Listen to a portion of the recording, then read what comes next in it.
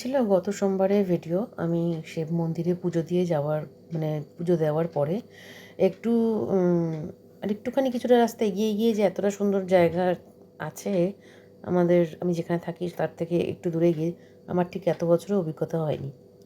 তো একটা বন্ধুর থ্রুতেই যাওয়া।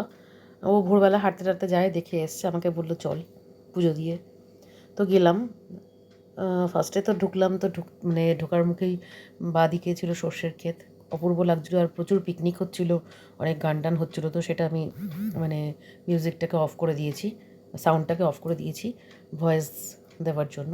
তো এবার যাচ্ছি ভেতরে যেতে যেতে এতটা সুন্দর জায়গা যে অনেক জায়গায় আছে যে রোদই ঢুকছে না, এত গাছগাছরা।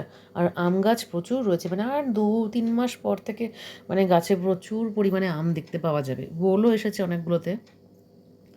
ওখানে আমি কিছু রিলস টিলস বানিয়ে নিয়েছিলাম অবশ্য। এত সুন্দর জায়গা আমি ছাড়িনি রিলস বানানোর জন্য। এত সুন্দর প্রকৃতির মাঝে ব্যাপারটা, আমি এত ঘন জঙ্গল ভালোবাসি, ভাবার বাইরে। তোমাদের কেমন লাগলো ভিডিওটা?